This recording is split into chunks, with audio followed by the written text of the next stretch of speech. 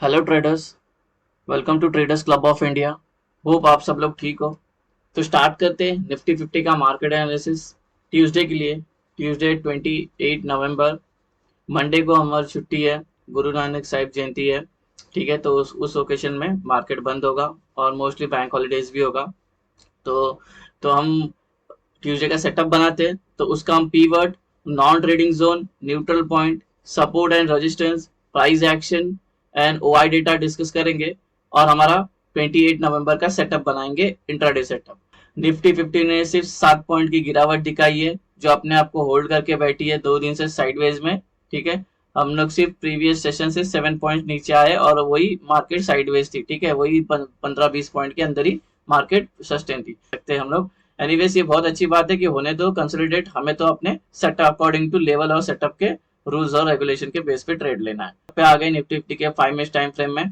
ठीक है, setup discuss करने से पहले आपसे रिक्वेस्ट करता हूं, अगर आप चैनल पर नए हो तो प्लीज चैनल को सब्सक्राइब करना और बेल आइकन को हिट करना, जिससे मेरी सारी वीडियोस की नोटिफिकेशन आपको समय पे मिलते रहे।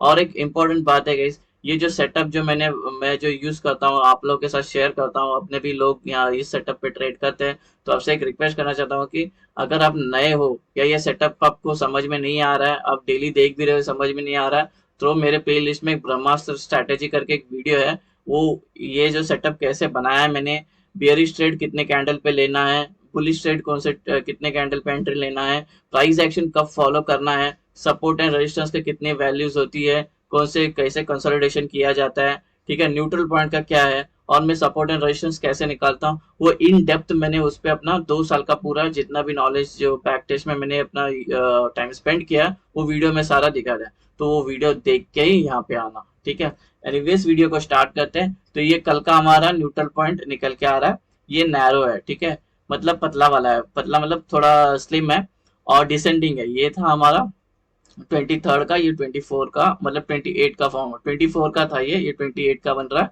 और हम यहाँ से सिर्फ 7 पॉइंट नीचे आए हैं। ठीक है, तो हम नीचे इंट्राडे में अभी थोड़ा 7 पॉइंट नीचे, या तो हम ऐसे जाएंगे या तो फिर ऐसे ऊपर जाएंगे। ठीक है, तो और ये पूरा नॉन ट्रेडिंग जोन होता है। इसकी वैल्यू है 19,797 से लेके 19,800। और 20 नवंबर के लिए 5-6 रेजिस्टेंस आए हुए हैं। तो पहला रेजिस्टेंस है ये, इसी के अंदर included previous day high, sorry, ये नॉन ट्रेडिंग जोन है। और ये पूरी एरिया की वैल्यू है नॉन ट्रेडिंग जोन की 19,828 से लेकर 19,835। Resistance two non trading zone, ये नॉन ट्रेडिंग जोन की वैल्यू है 19,862 से लेकर 19,868। रेजिस्टेंस 3 नॉन ट्रेडिंग जोन, ये नॉन ट्रेडिंग जोन की वैल्यू है 19,892 से लेकर 19,900। रेजिस्टेंस 4 नॉन ट्रेडिंग जोन, ये नॉन ट्रेडिंग जोन की वैल्यू है 19,926 से लेके 19,935। रेजिस्टेंस 5 नॉन ट्रेडिंग जोन, ये नॉन ट्रेडिंग जोन की वैल्यू है 19,968 से लेके 19,976। रेजिस्टेंस 6 नॉन ट्रेडिंग जोन, ये नॉन ट्रेडिंग जोन की वैल्यू है 20,006 से लेके 20,015। लेवल डिस्कस करते हैं। सपोर्ट 1, इसी के अंदर इंक्लूडेड है previous day low, non trading zone है एरिया। और ये पूरे नॉन ट्रेडिंग जोन की एरिया की वैल्यू है 19,764 से लेके 19,771। Support two non trading zone, ये नॉन ट्रेडिंग जोन की वैल्यू है 19,727 से लेके 19,735। सपोर्ट 3 नॉन ट्रेडिंग जोन, ये नॉन ट्रेडिंग जोन की वैल्यू है 19,760। इसके अंदर ओआई का सपोर्ट आ रहा है और ओआई का सपोर्ट है 19,700। और ये पूरे नॉन ट्रेडिंग जोन की वैल्यू है 19,693 से लेके 19,700। सपोर्ट 4 नॉन ट्रेडिंग जोन, ये नॉन ट्रेडिंग जोन की वैल्यू है 19,660 से लेके 19,668। सपोर्ट 5 नॉन ट्रेडिंग जोन, ये नॉन ट्रेडिंग जोन की वैल्यू है 19,631 से लेके 19,623। सपोर्ट 6 नॉन ट्रेडिंग जोन, ये नॉन ट्रेडिंग जोन की वैल्यू है 19,577 से लेके 19,587। गाइस, हमारा support resistance neutral point discuss हो गया है। ठीक है, और गाइस इस बार 6 रेजिस्टेंस और 6 सपोर्ट आया है। इसका रीजन क्या है पता है, ये जो एरिया है हमारा, ये बहुत छोटे छोटे एरिया है टारगेट। ये सब 28 पॉइंट से लेकर 38 पॉइंट्स का हमारे टारगेट एरिया है। तो अकॉर्डिंगली टू वैसे ट्रेड करना। बिकॉज इसका रीजन और एक भी रीजन है, हमें 3 दिन छुट्टी है, 3 दिन मार्केट बंद होगा। इस बीच ग्लोबल मार्केट में कुछ अच्छी न्यूज आती है, कुछ बुरी न्यूज आती है, तो ये शॉर्ट गैप अप खुलेगी बहुत ज्यादा, या तो गैप डाउन खुलेगी। ठीक है, तो वो थोड़ा माइंड में रखना। तो रेजिस्टेंस भी 6 आए इस बार, और सपोर्ट भी 6 आए। ठीक है, तो गाइज, और एक बात, आपको कोई मेरे बोलने पे कोई रेंज समझ में नहीं आया तो वीडियो को पॉज कर लेना, कोई दिक्कत की बात नहीं। वीडियो को पॉज करेगा तो आपको स्क्रीन पे दिख जाएगा, तो आप वैसे चार्ट पे प्लॉट कर सकते हो। ट्रेडर्स, ये कल की हमारी एंट्री और एग्जिट होगी। अगर आप जब रेंज मार्क करके हो जाएगा तो रेंज के अपर साइड में आपको ग्रीन एरोज मार्क करना है ऐसे, और रेंज के लोअर साइड में रेड एरोज मार्क करना है ऐसे, जिससे आपको एंट्री और एग्जिट समझ में आए। ठीक है, और ग्रीन का मतलब है हमें बाय करना है, लॉन्ग होना है। रेड का मतलब है हमें सेल करना है, शॉर्ट करना है। एकदम सिंपल है यहाँ तक। ठीक है, अभी गाइस एंट्री और एग्जिट कैसे लेंगे वो डिस्कस करने से पहले आपसे रिक्वेस्ट करता हूँ वीडियो को पूरा देखना, नहीं तो आप सिर्फ रेंज लेके जाके मार्क करोगे, फिर ब्रेकआउट आएगा, कोई रेजिस्टेंस ब्रेक करेगा तो आप लॉन्ग हो जाओगे। तो इसलिए वो वीडियो देख लेना ब्रह्मास्त्र की। अगर ब्रेकआउट भी आता है रेजिस्टेंस का या सपोर्ट का ब्रेकडाउन भी होता है, तो उसके बाद की क्या प्रतिक्रिया होती है, क्या अपना सिचुएशन होता है, कब बेरिश ट्रेड ले, कब बुलिश ले, तो वो वीडियो जरूर देखना। और गाइज, ये कोई टिप या कोई एडवाइजरी कॉल नहीं है, ये लर्निंग पर्पज के लिए वीडियो है, तो इसलिए आप इसको बैक टेस्ट करना और एजुकेशन पर्पज के हिसाब से आप इसको समझना। तो गाइज, अभी एंट्री कब लेंगे हमारी, ये अगर फ्लैट ओपन होती है, मतलब जहाँ पे कल क्लोज हुई है अगर वहीं पे ओपन होती है ट्यूसडे को, ठीक है, तो हमें कोई ट्रेड नहीं लेना है। ठीक है, हमको प्राइस यहाँ पे आने देना है या तो यहाँ पे आने देना है। हमारा ट्रेड इसी से ही चालू होगा, नॉन ट्रेडिंग जोन से ही चालू होता है। कोई भी ट्रेड लेने दो, कितना बजे भी होने दो, ट्रेड नॉन ट्रेडिंग जोन से ही चालू होगा। ये कंसेप्ट है अपने सेटअप का। ठीक है, और यहाँ पे थोड़ा टाइम बिताना चाहिए।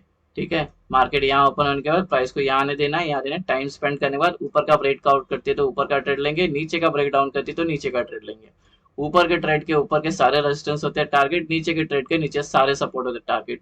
सेम यहाँ पे भी कुछ देर बिताना चाहिए, कुछ देर का मतलब 15 मिनट्स कंसोलिडेशन होनी चाहिए। उसके बाद ऊपर का ब्रेकआउट करते फिर ऊपर का ट्रेड, नीचे का ब्रेक डाउन करते नीचे का ट्रेड। ठीक है, करते हैं गैप अप। अगर ये गैप अप होती है, सपोज ये R1 के अंदर, और टाइम स्पेंड करती है, टाइम स्पेंड करने ऊपर का ब्रेक करती है तो ऊपर का ट्रेड, नीचे का ब्रेक डाउन करती तो नीचे का ट्रेड लेंगे। ठीक है, सिंपल है यहाँ तक। हमारा जो कंसोलिडेशन है, ये टाइम स्पेंड करने का जो टाइम होता है वो 15 मिनट होना चाहिए, या 15 मिनट के ऊपर कितना देर भी अंदर कंसोलिडेट करने के बाद ब्रेकआउट करेगी तो हम ट्रेड ले लेंगे। ठीक है, अगर ये गैप अप होने के बाद यहाँ पे टाइम स्पेंड नहीं कर पाती, एक ही कैंडल में, बड़ी बड़ी कैंडल में गिर जाती है, बड़ी बड़ी कैंडल में ऊपर जाती है, तो ऐसे में हमें ट्रेड नहीं लेना, हमें वेट करना है, प्राइस को नॉन ट्रेडिंग जोन में आने देना है। जैसे हमने पहले भी डिस्कस किया, हमारा कोई भी ट्रेड जो बनेगा वो नॉन ट्रेडिंग जोन से ही हमारा स्टार्ट होगा। ठीक है, चाहे वो बेरिश ट्रेड हो या बुलिश ट्रेड हो। ठीक है, तो जैसे ये गैप अप हुई और ये होल्ड नहीं कर पाई, बड़ी बड़ी कैंडल बन के गिर गई, फिर गिरने के बाद हमें क्या करना है, बेसिक हमारा क्या है, टाइम को स्पेंड करने देना है 15 मिनट या 15 मिनट के ऊपर। ये स्पेंड करने के बाद ऊपर का ब्रेकआउट करे तो ऊपर का ट्रेड लेंगे, नीचे का ब्रेकडाउन करे तो नीचे का ट्रेड लेंगे। ऊपर के ट्रेड के ऊपर के लेवल्स होते हैं टारगेट, नीचे के ट्रेड के नीचे के सारे लेवल होते हैं टारगेट। सपोज ये गैप डाउन होती है सपोर्ट 1 के अंदर और टाइम बिताती है, टाइम बिताने का ऊपर का ब्रेकआउट करे तो ऊपर का ट्रेड लेंगे, नीचे का ब्रेकडाउन करे तो नीचे का ट्रेड लेंगे। ऊपर का ट्रेड का ऊपर के सारे लेवल होते हैं टारगेट, नीचे के ट्रेड के नीचे के सारे लेवल होंगे टारगेट। और अगर आपका ट्रेड अच्छा जा रहा है तो ट्रेड सेल करते जाना। अगर ये गैप डाउन होने के बाद टाइम बिता नहीं पाती है, ठीक है, टाइम नहीं बिता पाती है और डायरेक्ट बड़ी बड़ी कैंडल बन के गिरती है या बड़ी बड़ी कैंडल बन के ऊपर जाती है, तो हमें ऐसे में वेट करना है, ट्रेड नहीं लेना है। हमें नॉन ट्रेडिंग जोन के आने के बाद प्राइस एक्शन फॉर्म होने देना है। ठीक है, जैसे गैप अप में डिस्कस किया था, ये गैप डाउन हुआ और ये बड़ी बड़ी कैंडल बन के ऊपर आ गया और यहाँ पे आके रुक जाती है, रुकने के बाद थोड़ा टाइम स्पेंड करती है 15 मिनट या 15 मिनट के ऊपर कितने भी देर, 1 घंटे 2 घंटे 3 घंटे। उसके बाद ऊपर का ब्रेकआउट करते तो ऊपर का ट्रेड लेंगे, नीचे का ब्रेकडाउन करे तो नीचे का ट्रेड लेंगे। अगर कोई मार्केट में बहुत साल हो गया, एक्सपर्ट है, तो सपोज ये समझो ये गैप डाउन हुई और ये बड़ी बड़ी कैंडल बन के यहाँ पे आ गई, और यहाँ पे आने के बाद एक शूटिंग स्टार बनती है, शूटिंग स्टार की अगली कैंडल बनती है, वो इस लो को ब्रेक कर देती है, तो इसको क्या बोलेंगे, चार्ट पैटर्न या कैंडल पैटर्न बोलेंगे। अगर कोई एक्सपर्ट है तो वो चार्ट या कैंडल पैटर्न पे भी ले सकता है, लेकिन बैक टेस्ट जरूर कर लेना। मैंने बैक टेस्ट किया हुआ है 15 मिनट कंसोलिडेशन या 15 मिनट के ऊपर के कंसोलिडेशन पे मैंने बैक टेस्ट किया हुआ है। तो गाइज, ये हो गया हमारा gap up gap down flat open का डिस्कशन हो गया। अभी ओपन इंटरेस्ट का डेटा देखते हैं और हम हमारा ओपन इंटरेस्ट का सपोर्ट एंड रेजिस्टेंस मार्क करते हैं। 50 पे 750 पे प्राइस है। ठीक है, यहाँ पे जो बता रहा है, क्योंकि ये थोड़ा आगे चलती है, फ्यूचर्स के जैसा दिखाता है, इसलिए 19,949 लेगा ये 9, लेकिन हम लेंगे 19,750। ठीक है, तो 19,750 पे तो कोई खास नहीं, जो सपोर्ट हमारा आ रहा है 19,700 पे सपोर्ट आ रहा है। ठीक है, क्योंकि यहाँ पे है 52 लाख है और यहाँ पे है सिर्फ 18 लाख, तो हम इसको एक सपोर्ट लेंगे 19,700, तो ये हमारा सपोर्ट इधर एस लिख दिया। ठीक है, और हमारा रेजिस्टेंस जो लेंगे वो लेंगे हम 900, ठीक है। क्यों? बिकॉज 800 पे तो स्ट्रैडल पड़ा हुआ है, ठीक है। देखो यहाँ पे 77 और 10 ऐड किया तो 88 हो गया, और यहाँ पे 1 CR है, तो ऑलमोस्ट टक्कर चल रही है, ठीक है। अगर गैप अप हो गया तो ये ब्रेक कर देगी आराम से लेवल, तो उसके बाद जो रेजिस्टेंस आती है तो 19900 आएगी, ये हमारा रेजिस्टेंस बनेगा, क्योंकि यहाँ पे 1 CR और यहाँ पे सिर्फ 23 लाख, ठीक है। तो ये हमारा रेजिस्टेंस बन गया, ठीक है। ये हो गया, सपोर्ट एंड रेजिस्टेंस मिल गया। डेटा की बात करें तो अगर आप ध्यान से अगर कॉल राइटर्स का डेटा देखें, कॉल राइटर्स का व्यू होता है बेरिश और पुट राइटर्स का व्यू होता है बुलिश, ठीक है। तो यहाँ का चेंज इन ओआई को देखेंगे और इसका चेंज इन ओआई को देखेंगे तो ये लोग स्ट्रांग है, और ऑलरेडी जो ओआई पहले से होल्ड करके गए, ये देखो ये लोग काफी स्ट्रांग है, ये लोग सब 40 लाख के ऊपर है, ये लोग 20 लाख के अंदर है, ठीक है।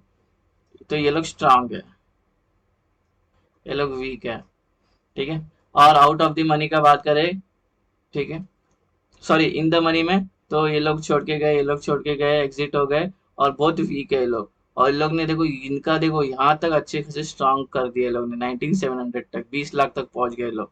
तो यहाँ इन द मनी पे भी ये लोग स्ट्रांग है और ये लोग वीक है, ठीक है। अब बात करते हैं पीसीआर पुट कॉल रेशियो की, बात करते हैं 0.8 है, जो इंडिकेट करता है बेरिशनेस को, ठीक है।